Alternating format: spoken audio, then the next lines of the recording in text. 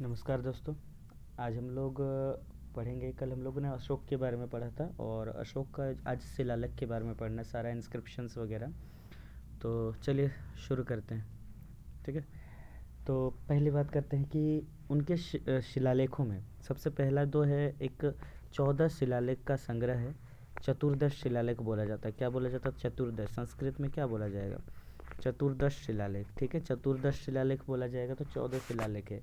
अच्छा, कुछ लघु शिलालेख भी है, लगभग सात के आसपास लघु शिलालेख है। क्या है?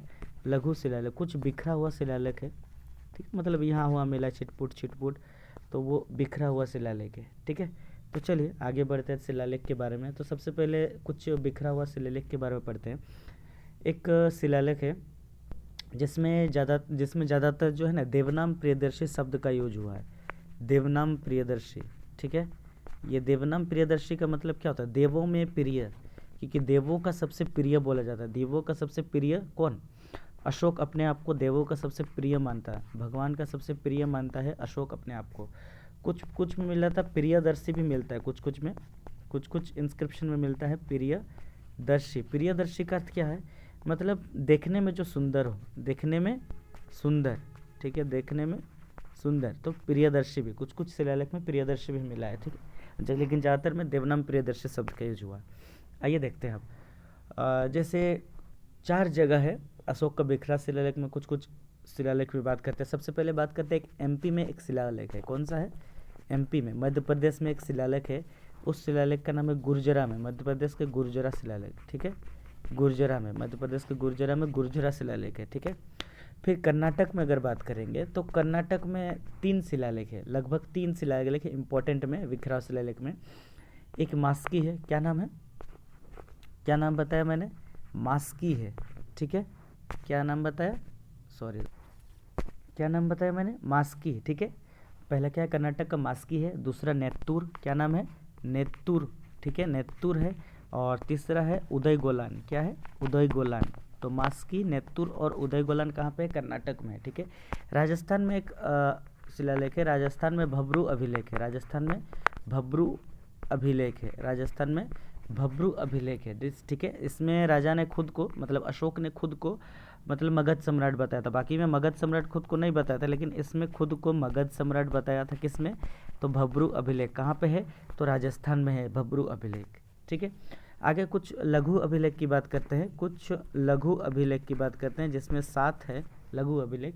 कुछ कुछ देखो, जैसे नेपाल में एक अभिलेख है। क्या नाम है? पूछा जा सकता है कि नेपाल में जो अभिलेख मिला है उसका नाम क्या है?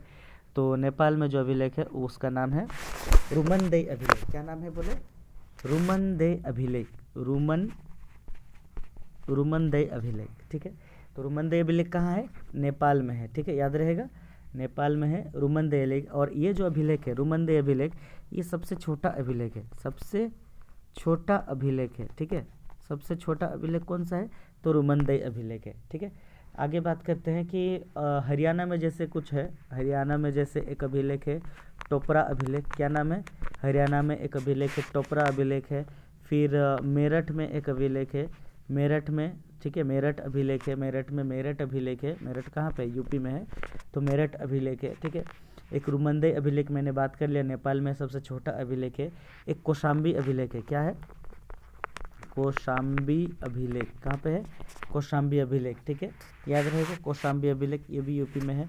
और चंपारण में 3 अभिलेख मिला है। चंपारण में 3 अभिलेख मिला है। 3 अभिलेख का नाम क्या क्या है, पूछा जा सकता है क्वेश्चन में। तो चंपारण में एक रामपुरवा अभिलेख है। क्या नाम है? रामपुरवा अभिलेख। ठीक है। दूसरा है लोरिया नंदनगढ़। क्या नाम है? लोरिया नंदनगढ़, पश्चिमी चंपारण। ठीक है, लोरिया नंदनगढ़, याद रहेगा। पहला क्या बोले? रामपुरवा, दूसरा है लोरिया नंदनगढ़, और तीसरा है लोरिया एराज। क्या नाम है? लोरिया एराज। ठीक है, तो 3 अभिलेख हो गया। चंपारण, पश्चिमी चंपारण। चंपारण कहाँ है? बिहार में है। क्या है? बिहार में है। ठीक है, तो रामपुरवा अभिलेख, लोरिया नंदनगढ़ और लोरिया एराज। ठीक है। एक सरेकुना अभिलेख। सरेकुना अभिलेख कौन सा अभिलेख का बात किया? सरेकुना अभिलेख कहाँ है? तो अफगानिस्तान में है, अफगानिस्तान के कंधार में है, अफगानिस्तान के कंधार में है सरेकुना अभिलेख। और इस अभिलेख में दो भाषा का यूज़ हुआ है, ग्रीक और अरमाइड लिपि का यूज हुआ है। किसमें दो लिपि का कौन कौन सा है, तो एक ग्रीक है और एक अरमाइड है। ठीक है, मैं स्पीड में कर रहा हूँ क्योंकि ये एक रिवीजन पर्पस के बेसिस पे, जितना जल्दी स्पीड रिवीजन हो सकेगा इसमें। ठीक है, फास्ट रिवीजन है। ठीक है, तो ग्रीक और अरमाइड लिपि में है। ठीक है, और कलिंग के युद्ध की चर्चा जो है ना नहीं है, कलिंग का जो अभिलेख है उसमें कलिंग के युद्ध की चर्चा नहीं है।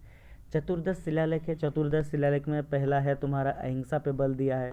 दूसरा 4 राजवंश की चर्चा है दक्षिण भारत में, जिसमें तुम्हारा चेर है, चोल है, ठीक है, पांड्य है, सत्यपुत्र है। ठीक है, चोर चेल पांड्य सत्यपुत्र, श्रीलंका की चर्चा भी इसी में है। ठीक है, सत्यपुत्र है, चोर चेल पांड्य सत्यपुत्र, ये दूसरे अभिलेख में ही है। और तीसरा जो अभिलेख है, हम 14 बृहद शिलालेख की बात कर रहे हैं जो अशोक का है। और तीसरा जो शिलालेख है उसमें तुम्हारा राजुक की चर्चा है। ठीक है, राजुक की चर्चा है, युक्तक की चर्चा है, राजुक की चर्चा है, युक्तक की चर्चा, प्रदेशक की चर्चा है। इसमें किसकी चर्चा है, प्रदेशक की चर्चा है। तो राजुक, युक्तक और प्रदेशक की चर्चा है। फिर वेरी घोष की चर्चा है चौथा में किसकी चर्चा है, वेरी घोष की चर्चा है चौथा में। फिर पांचवा में धम्म महामात्र की नियुक्ति है, धम्म महामात्र की नियुक्ति। आता है धम्म महामात्र क्या है, धर्म से रिलेटेड है, जो बौद्ध धर्म है। धर्म महामात्र कौन धर्म से चल रहा है, नहीं चल रहा है।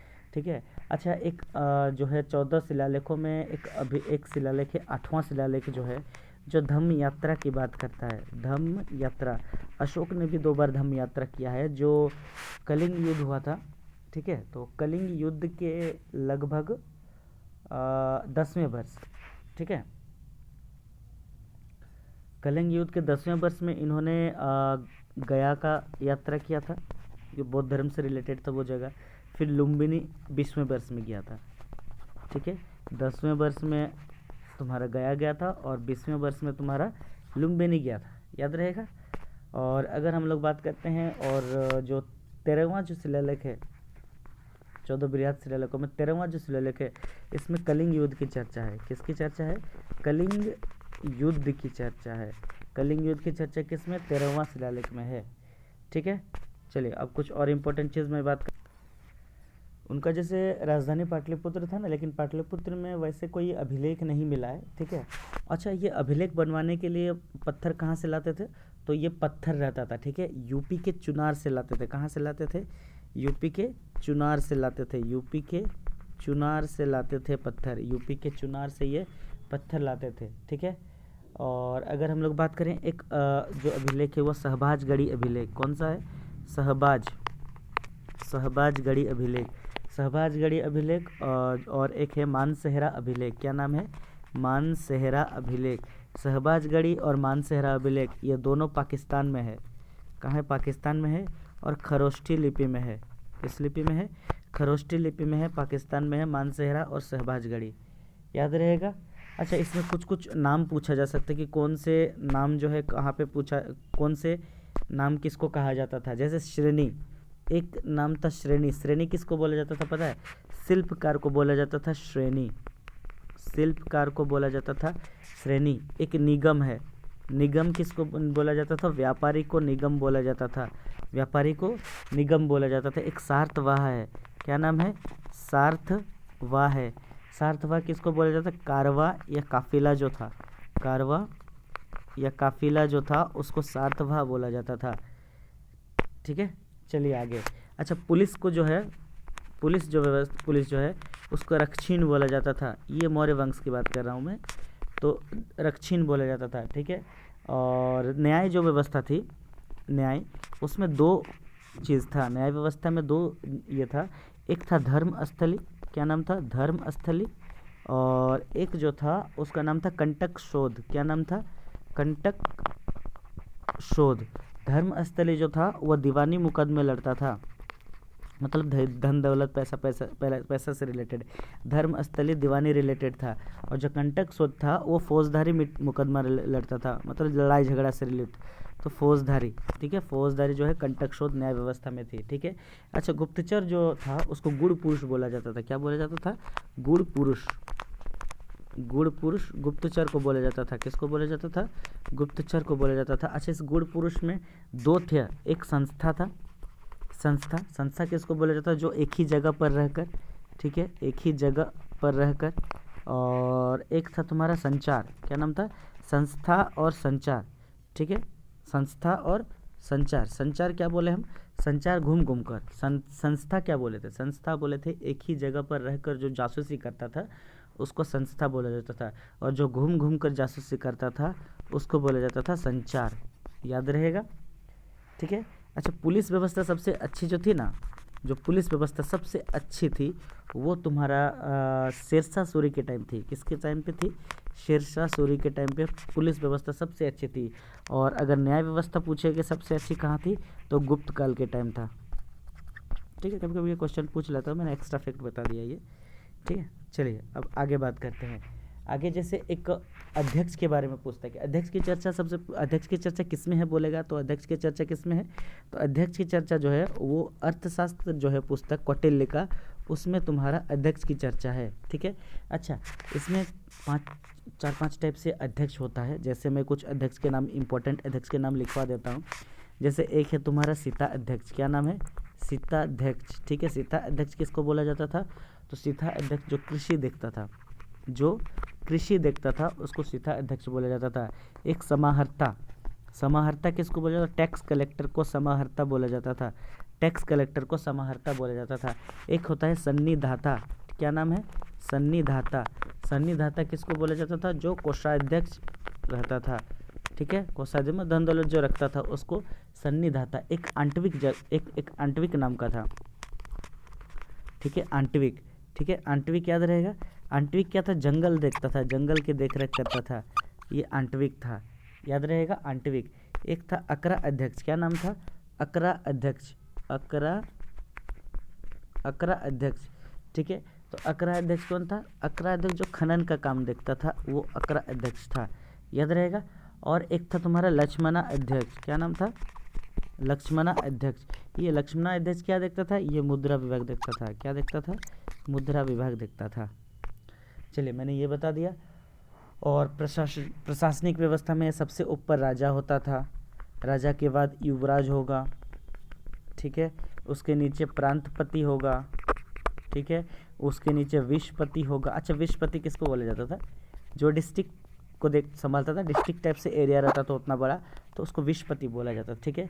उसके बाद उसके नीचे होता था गोप, जो 10 गांव को देखता था वो गोप होता था। फिर नीचे जो गांव का मुखिया होता था उसको ग्रामिक बोला जाता था, याद रहेगा।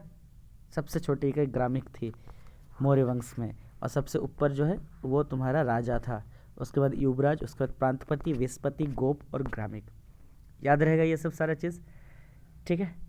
और अगर मैं उसके प्रांत की बात करता हूँ, मौर्य साम्राज्य के प्रांत की बात, तो सबसे जो ये में था वो उत्तरापद था, ठीक है, उत्तरापद। और इसकी राजधानी कौन सी थी? तक्षशिला थी, ठीक है। और अवंती एक प्रांत था, अवंती प्रांत का राजधानी कौन सा था? उज्जैनी था, अवंती प्रांत का उज्जैनी था। और प्राची या फिर पूर्वी प्रदेश जो था उसका था तुम्हारा पाटलिपुत्र, क्या नाम था? पाटलिपुत्र था। और कलिंग जो था, कलिंग उसका था तोसली राजधानी था, क्या नाम था? तोसली राजधानी था। और दक्षिणा जो पद था, तो इस दक्षिणा पद का राजधानी था स्वर्णाभिरी, क्या नाम था? स्वर्णाभिरी नाम था, ठीक है। तो उत्तरापद का तक्षशिला, अवंती का उज्जैनी, और प्राची या पूर्वी प्रदेश का नाम क्या था? पाटलिपुत्र। कलिंग का क्या नाम था? तोसली था। और दक्षिण जो ये था उसका स्वर्णभिरी नाम था, याद रहेगा। अशोक की मृत्यु कब हुई थी? अशोक की मृत्यु हुई थी 232 BC में, ठीक है। और इसके बाद आता है कुणाल। कौन आता है शासक करने? कुणाल आता है। इसके बाद शासन करने कौन आता है? कुणाल, जो कि योग्य रहता है, जो क्या रहता है? योग्य रहता है कुणाल, ठीक है, ठीक है। अब कुणाल के बाद धीरे धीरे सब कोई धीरे धीरे अयोग्य ही होता है। और एक बात आता है तुम्हारा लास्ट जो शासक होता है, इसका लास्ट शासक कौन होता है? वो होता है तुम्हारा बृहद्रथ, क्या नाम था? बृहद्रथ। और इसको मार कौन देता है? इसका सेनापति जिसका नाम था पुष्यमित्र शुंग।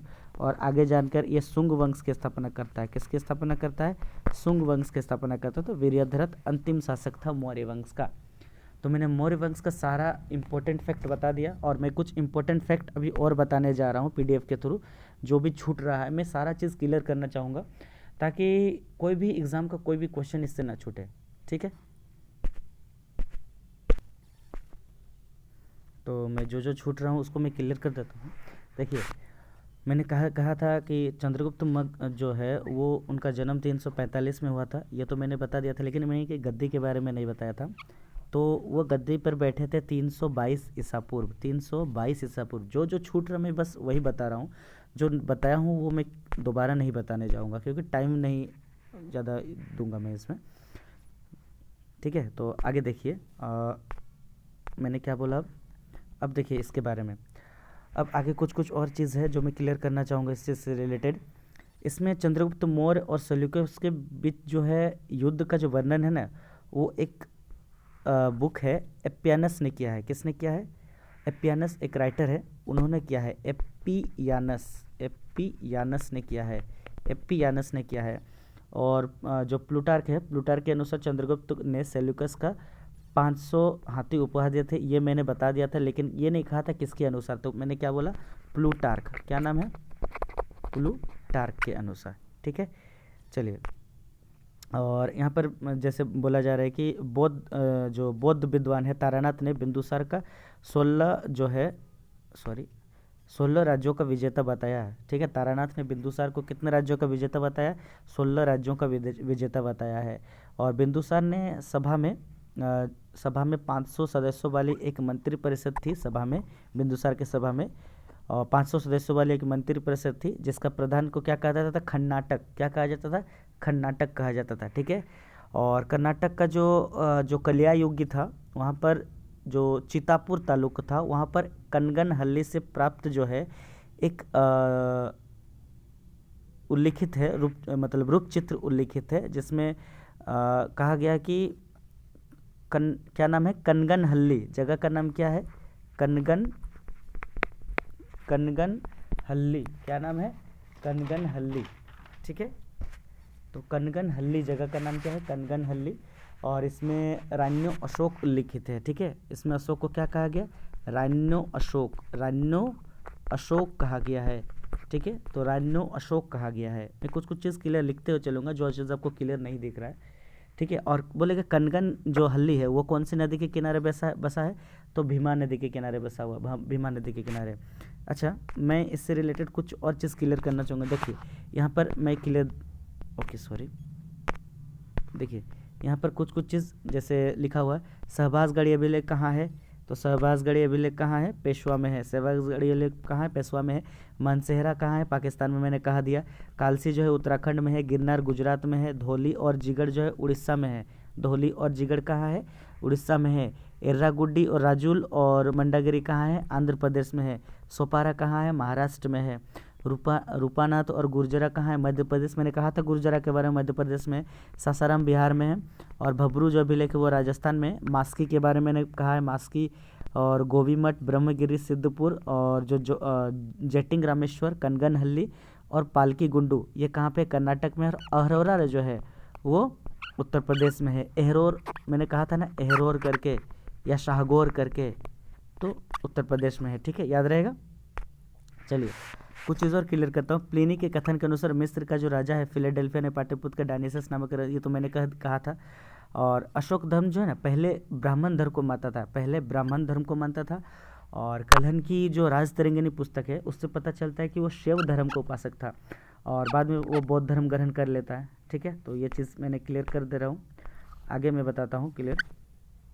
अब देखिए, जो निगाली सागर है, ठीक है, बोध गया।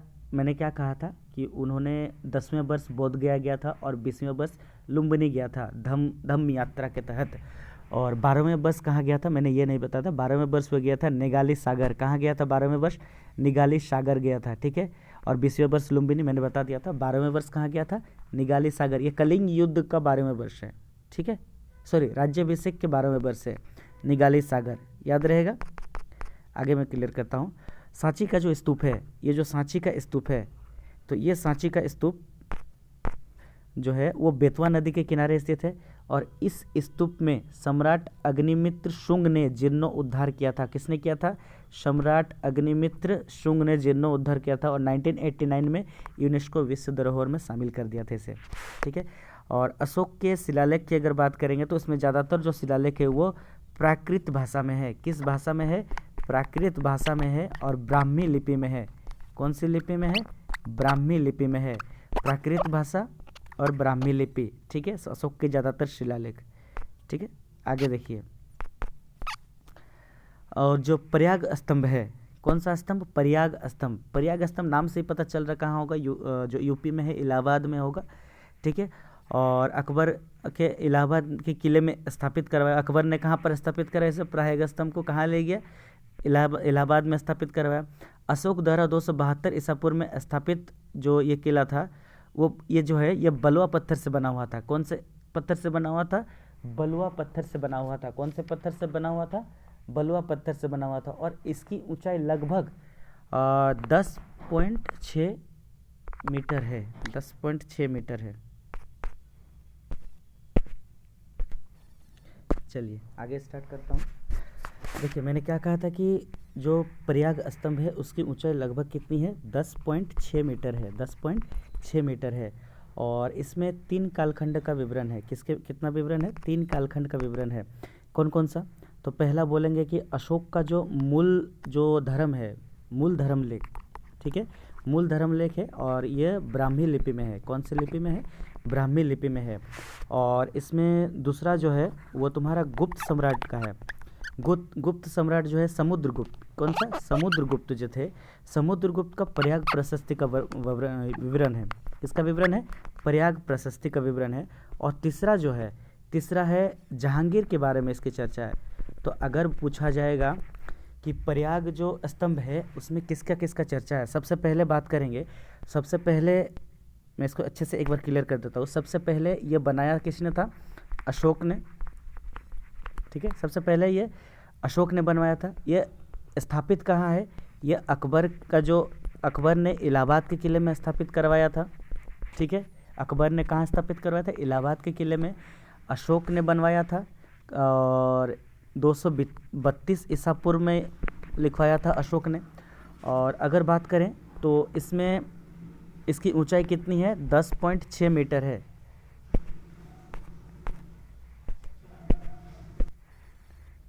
10.6 मीटर है। और इसमें अगर बात करेंगे तो इसमें 3 है। पहले मैंने क्या कहा? पहले अशोक ने बनवाया था इसको। उसके बाद क्या कहा? गुप्त सम्राट जो है समुद्रगुप्त, समुद्रगुप्त ने क्या किया? इसका प्रयाग प्रशस्ति में विवरण है। और तीसरा किनका विवरण है? मुगल सम्राट जहांगीर जो है उनका विवरण है। तो तीन थे, अशोक, समुद्रगुप्त और जहांगीर, तीनों का विवरण इसमें है, ठीक है, प्रयाग प्रशस्ति में। आगे बात करते हैं जो ताम्र जो लिपि है, ताम्र लिपि जो है वो जैसे बंदरगाह के बारे में पूछा जाता है यहाँ पे, तो ताम्र लिपि एक जगह का नाम है। तो बंगाल के तट पर स्थित है ये बंदरगाह। कहाँ पर स्थित है ये? बंगाल के तट पर स्थित है, ठीक है, बंगाल के तट पर स्थित है। और एक होता है भृगु कच्छ। क्या नाम है? भृगु कच्छ। भृगु कच्छ जगह जो है वो गुजरात में स्थित है, गुजरात में स्थित है। और ये नर्मदा नदी के मुहावने पर स्थित है। और ये भी एक बंदरगाह था, ठीक है। ये सब मौर्यकालीन बंदरगाह थे। सबसे पहले मैंने कहा ताम्रलिप्ति जो बंगाल के तट पर है, दूसरा है भृगु कच्छ जो गुजरात के तट पर है, और तीसरा अगर बात करेंगे तो मुजिरिस। क्या नाम है? मुजिरिस। तीसरा क्या नाम बताएं? मुजिरिस जगह है, मुजिरिस। और ये मालाबार तट पे है। कहाँ पर है? मालाबार तट पे है, ठीक है। और चौथा है तुम्हारा पलूर। पलूर कहाँ है? उड़ीसा के तट पर है। पलूर उड़ीसा के तट में है सब। और एक होता है सोपरा। सोपरा कहाँ पे? महाराष्ट्र के तट पर है। तो मैंने कहा ताम्रलिप्ति बंगाल के तट पर, भृगु कच्छ गुजरात के तट पर, मुजिरिस मालाबार के तट पर, पलूर कहाँ बोले? उड़ीसा के तट पर, और सोपरा जो है वो महाराष्ट्र के तट पर है, ठीक है। आगे मास्की जो शिलालेख है उसकी खोज की गई थी 1915 में। मास्की शिलालेख की खोज कब की गई थी? 1915 में। और किसने की थी? सी बेडॉन। क्या नाम है? सी बेडॉन ने की थी मास्की शिलालेख की खोज 1915 में। और इसका जो विस्तृत अध्ययन अगर किसने किया बोलेगा तो उनका नाम था रॉबर्ट, जो या फिर रॉबर्ट बोल सकते हैं, रॉबर्ट सेवेल। क्या नाम था?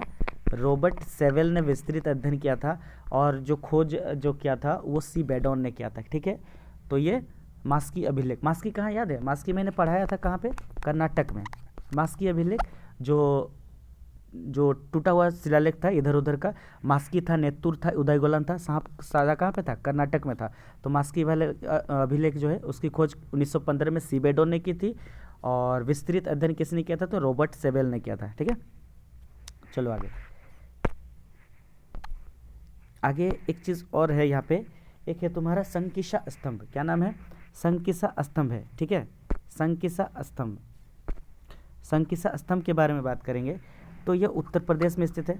ठीक है, और ये उत्तर प्रदेश में स्थित है, और इसका जो शीर्ष है वहाँ पर हाथी का चित्र विवरण है। किसका चित्र विवरण है, हाथी का चित्र विवरण है। संकिसा स्तंभ में उत्तर प्रदेश के फर्रुखाबाद जिले में है। कहाँ पे है, उत्तर प्रदेश का फर्रुखाबाद जिले है। और अशोक का जो स्तंभ है उसमें मयूर की मूर्ति, स्तंभ के जो मयूर की मूर्ति होती थी वो स्तंभ के नीचे बनी होती थी। मयूर का जो स्तंभ था वो मतलब वो मूर्ति स्तंभ के नीचे बनी होती थी, मयूर का चित्र। ठीक है, तो ये अशोक के स्तंभ की बात है। ठीक है, आगे कुछ कुछ चीज़ मैं और बताना चाहूँगा इससे रिलेटेड, जो इम्पोर्टेंट है वही बता रहा हूँ, और मैंने सारा लगभग पढ़ा दिया इसका। ठीक है, तो आगे बात करते हैं। जो 7वां अभिलेख है अशोक का, वो सबसे लंबा है। अशोक का 7वां जो अभिलेख है वो सबसे लंबा अभिलेख है, और सबसे छोटा मैंने कहा था रुमनदेई अभिलेख, कहाँ था, नेपाल में। ठीक है, रुमनदेई अभिलेख। ठीक है, और मैंने एक चीज़ बताया था, धम्म यात्रा में जो है उसमें जो भू राजस्व की दर घटाकर कितनी कर दिया गया था, 1/8 कर दिया था।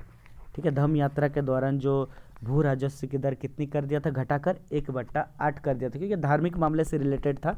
धर्म की यात्रा के लिए, धर्म की यात्रा के लिए अशोक भी 3 बार गए थे। एक पहली बार गया गए थे, फिर एक जगह गए थे निगाली सागर गए थे 12वें वर्ष, और तीसरी बार कब गए थे, 20वें वर्ष कहाँ गए थे, लुम्बिनी गए थे। ठीक है, चलिए आगे बताता हूँ। साम्राज्य का जो मुख्यमंत्री और पुरोहित होता था उसकी जो नियुक्ति के पूर्व जो है इनके चरित्र की काफ़ी जांच परख की जाती थी। ठीक है, इनके चरित्र काफ़ी जांच परख, और उस प्रथा को कहा जाता था उपदा परीक्षण। क्या कहा जाता था, उपदा परीक्षण। पूछा जा सकता है क्वेश्चन इससे। और इनकी सहायता के लिए एक मंत्री परिषद होता था। ठीक है, अशोक जो है या फिर सम्राट की जो है मौर्य सम्राट, और इसकी सहायता के लिए एक मंत्री परिषद होता था। ठीक है, मंत्री परिषद होता था, और इसमें लगभग सदस्य कितने होते थे, तो 12 होते थे, या 16 होते थे, या 20 होते थे। तो 12, 16, 20 की संख्या होती थी सम्राट की सहायता के लिए जो मंत्री परिषद होती थी। ठीक है, और इसका जो शीर्षस्थ अधिकारी के रूप में होता था वो महामात्र कहा जाता था। क्या कहा जाता था, महामात्र कहा जाता था, और इसकी संख्या कितनी होती थी, 18 होती थी। और अर्थशास्त्र में जो चर है उसको जासूस बोला जाता था। ठीक है, यानी मतलब बोल सकते हैं कि अर्थशास्त्र में जो जासूस है उसको चर कहा जाता था। क्या कहा जाता था, चर कहा जाता था। अर्थशास्त्र किसका लिखा हुआ, कौटिल्य लिखा है। ठीक है, चलिए आगे बात करता हूँ कि जो मौर्य प्रांत है, ठीक है, मौर्य जो साम्राज्य है उसमें प्रांतों की संख्या 5 थी। कितनी थी, प्रांतों की संख्या उसमें 5 थी। ठीक है, प्रांतों की संख्या 5 थी, और प्रांत को चक्र कहा जाता था, प्रांत को चक्र कहा जाता था। और प्रांतों का जो प्रशासक था उसको कुमार कहा जाता था। प्रांत का जो प्रशासक था उसको कुमार कहा जाता था, या फिर आर्यपुत्र कहा जाता था। ठीक है, या फिर राष्ट्रिक कहा जाता था। क्या कहा जाता था, राष्ट्रिक। तो प्रांत 5 थे, 5 प्रांत का जो शासक होता था उसको चक्र बोला जाता था, या ठीक है चक्र बोला जाता था, और उसका शासक कुमार था, आर्यपुत्र था, और राष्ट्रिक था। याद रहेगा। आगे बात करते हैं। प्रशासन की सबसे छोटी इकाई ग्राम होती थी। मैंने कहा था कि सबसे ऊपर राजा होता था, फिर तुम्हारा युवराज होता था, फिर प्रांतपति, विषपति। ठीक है, ये सब मैंने कहा था। ग्रामिक वगैरह मुखिया होता था, ग्रामिक जो था। तो सबसे छोटी इकाई ग्रामिक होता था यहाँ पे। ठीक है, और प्रशासकों में अगर बोलेगा सबसे छोटा तो वो गोप होता था। और गोप मैंने क्या कहा था, 10 गांव को देखभाल करने वाला, 10 गांव की मतलब 10 गांव का शासन चलाने वाला को गोप कहा जाता था। मैंने ये चीज़ बता दिया था क्लियर पहले ही। ठीक है, चलो आगे बात करते थे कि मेगास्थनीज जो है उनके अनुसार जो नगर था, नगर का प्रशासन 30 सदस्यों का एक मंडल करता था। मेगास्थनीज ने कौन सी पुस्तक लिखी थी, इंडिका। ठीक है, इंडिका। तो मेगास्थनीज के अनुसार जो नगर का जो प्रशासन चलाता था उसमें 30 सदस्य होते थे। 30 सदस्य का एक मंडल होता था। ठीक है, और प्रत्येक इसमें बहुत सारे समिति में विभाजित होते थे, और प्रत्येक मतलब 6 समिति में विभाजित थे, और प्रत्येक समिति में 5 सदस्य होते थे। प्रत्येक समिति में कितने सदस्य होते थे, 5 सदस्य होते थे। ठीक है, अगला इंपॉर्टेंट क्वेश्चन इसमें हो सकता है कि बिक्री कर के रूप में जो मूल्य का जो 10वां भाग होता था, कितना भाग? मूल्य का 10वां भाग होता था, ठीक है। और अगर ये कोई चुकता नहीं करता था तो उसको मृत्यु दंड दिया जाता था। क्या दिया जाता था? मृत्यु दंड दिया जाता था। अगर वो कर को चुकता नहीं करता, 10वां भाग को चुकता नहीं कर सकता था, उसको मृत्यु दंड दिया जाता था, ठीक है। और जो मेगास्थनीज था उनके अनुसार जो एग्रोनोमाई है उसका मार्ग निर्माण अधिकारी को कहा जाता था। जो सड़क निर्माण था उसका जो अधिकारी है उसको बोला जाता था एग्रोनोमोई, ठीक है, एग्रोनोमोई नाम था, ठीक है। और जस्टिन के अनुसार चंद्रगुप्त मौर्य की सेना में लगभग 50,000 अश्वरोही सैनिक थे। 50,000 घोड़ा से रिलेटेड सैनिक थे, 90,000 हाथी से रिलेटेड थे और 80,000 रथ थे, सॉरी 8,000 रथ थे। कितने थे? 8,000, यानी 50,000 अश्वरोही सैनिक, 9,000 हाथी और 8,000 रथ। याद रहेगा। कुछ और इम्पोर्टेंट चीज़ क्लियर कर देता हूँ इसमें मैं, ठीक है। देखिए, और इसमें जो सेना का नेतृत्व करने वाला जो अधिकारी होता था, सेना का नेतृत्व जो करने का अधिकारी होता था उसको बोला जाता था नायक। क्या बोला जाता था? नायक बोला जाता था, ठीक है। और नायक बोला जाता, और सैन्य विभाग का जो सबसे बड़ा अधिकारी होता था उसको सेनापति बोला जाता था, ठीक है। याद रखिएगा नाम सब। नायक था सेना का नेतृत्व करने वाला, और सैन्य विभाग का सबसे बड़ा जो ये रहता था उसको सेनापति बोला जाता था। और प्लिनी के अनुसार, मैंने वो जो पहले बताया था वो जस्टिन के अनुसार बताया था, अभी जो है प्लिनी के अनुसार जानिए। तो प्लिनी के अनुसार बोला जाता है चंद्रगुप्त की जो सेना है उसमें लगभग 6 लाख पैदल सेनापति थे। कितने थे? 6 लाख पैदल सेनापति थे, ठीक है। 6 लाख पैदल सेनापति थे। 30,000 घुड़सवार थे, ठीक है, 30,000 घुड़सवार थे और 9,000 हाथी थे, ठीक है। और जस्टिन के अनुसार भी 9,000 हाथी थे, 50,000 अश्वरोही सैनिक थे और 8,000 रथ थे। याद रहेगा। अब 2-4 चीज़ और बचा हुआ, मैं उसको क्लियर कर देता हूँ पहले आप लोगों को। देखिए, जो मौर्य साम्राज्य था उसमें जो गुप्तचर विभाग था उसका जो वो किसके अधीन रहता था? गुप्तचर विभाग जो होता था उसका हेड रहता था महामात्य सर्प। क्या नाम था? महामात्य सर्प। और अर्थशास्त्र में गुप्तचर को मैंने क्या कहा था, क्या कहा जाता था? मैंने पहले बता दिया इस चीज़ को। गुण पुरुष। और गुण पुरुष कितने प्रकार का? 2 प्रकार का होता था। मैंने सारा चीज़ क्लियर कर दिया पहले ही। चलिए, और अब मैं बताता हूँ, अशोक के समय जो जनपदीय न्यायालय था उसके न्यायाधीश को राजुक कहा जाता था। मैंने ये भी बता दिया है। सीताध्यक्ष के बारे में मैंने बता दिया है, ठीक है। और मौर्य काल में जो मुद्रा को पन्न कहा जाता था, ये बहुत इंपॉर्टेंट फैक्ट है, देखिएगा। मौर्य काल में मुद्रा को पन्न कहा जाता था, जो मुख्य रूप से चांदी की होती थी। किसकी होती थी? मुख्य रूप से चांदी की होती थी, ठीक है। और तांबे की मुद्रा को माशक कहा जाता था, माशक या मशक कहा जाता था, ठीक है, तांबे की मुद्रा को, ठीक है। और आगे अगर बात करें, पन जो है सबसे अधिक प्रचलित था, और पन किसका बना होता था? चांदी का बना होता था, ठीक है। चलिए आगे। और स्वतंत्र जो वेश्यावृत्ति करता था अपनाने वाली जो महिला थी उसको बोला जाता था रूपाजीवा। ये मौर्य काल का है, रूपाजीवा बोला जाता था, ठीक है। और नंद वंश के विनाश में चंद्रगुप्त मौर्य ने कश्मीर के राजा प्रवर्तक की सहायता ली थी, ठीक है। प्रवर्तक से सहायता प्राप्त की थी किसने? चंद्रगुप्त मौर्य ने। ये नंद वंश का जो विनाश किया था, नंद वंश का जो अंतिम शासक था कौन था? धनानंद था। और नंद वंश का शासन का जो है ख़त्म करने के लिए जो चंद्रगुप्त मौर्य ने जो कश्मीर का एक राजा था प्रवर्तक, बहुत इंपॉर्टेंट क्वेश्चन है, प्रवर्तक की सहायता ली थी, ठीक है। अगर मैं कुछ और इम्पोर्टेंट चीज़ बता दूँ, स्थापत्य कला में सबसे अनोखा जो है अशोक के स्तंभ का है, और विशेष रूप से सारनाथ के स्तंभ को भी माना जाता है।